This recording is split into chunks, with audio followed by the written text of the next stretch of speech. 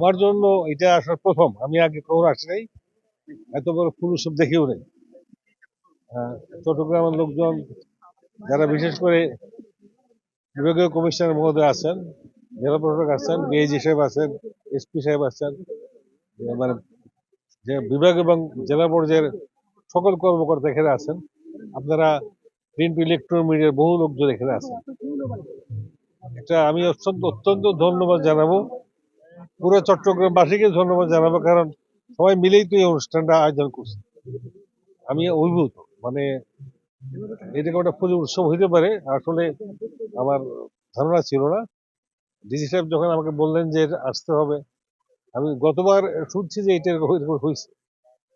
আমি আজকে অত্যন্ত আনন্দিত এবং গর্বিত যে আমি একটা এরকম একটা পুরো উৎসবে যোগদান করতে পারছি।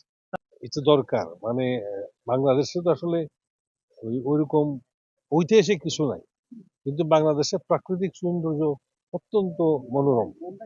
সারা বাংলাদেশে বিভিন্ন যেখানেই যান আপনার একটা প্রাকৃতিক সৌন্দর্যের বিষয় আছে। আর বিশেষ করে এই যে এত বিশাল বিভিন্ন প্রকার ফুলের যে সমারোহ, এটা মানে যে কোনো পর্যটককে আকর্ষণ করবে। এবং আমি আশা করি যে আপনারা এখানে হয়তো সামাল দিতে পারবেন না এত পর্যটক।